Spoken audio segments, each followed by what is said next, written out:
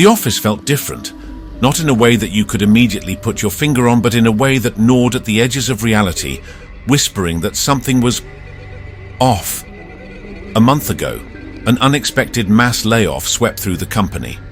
Whole teams were gutted.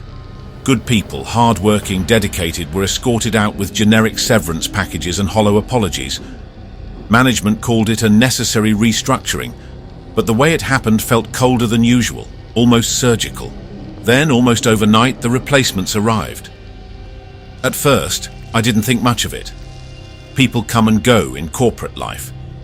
But something about these new hires, it just wasn't right. The first sign? A man I didn't recognize walked straight into the glass wall of the conference room instead of using the open door. He smacked into it face first, hard. But there was no reaction, no flinch, no muttered embarrassment, no human response at all. He simply turned, adjusted course, and walked through the actual entrance as if nothing had happened. That was strange, sure. But then I saw something even weirder. I ran into Mike, someone I had worked with for years, a guy known for his hoodies and laid-back attitude. But standing right beside him was Mike. Identical. Except this Mike was in a crisp suit, posture straight, eyes colder than I ever remembered. I laughed. "Dude, what's up with this? I had no idea you had a twin."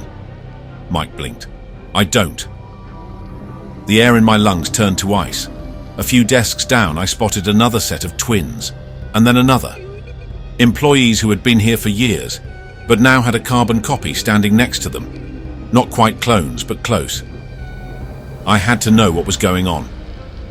A late-night peek into the HR system gave me my answer. The names of the new hires were there, but something was missing. No backgrounds, no previous employment history, no personal details, just short clinical files, barely a paragraph each. And one word that made my stomach drop. Model Humanoid Adaptive Workforce Unit. They weren't employees, they weren't even people. The layoffs weren't about cost cutting, they were about replacement. And some of these humanoids weren't just filling empty desks. They were based on us. Modeled after real employees, but stripped of personality, imperfections, and most importantly, free will. I felt my blood go cold. I wasn't just working in a company anymore. I was working in an experiment. And the real question wasn't how many had already been replaced. It was who's next.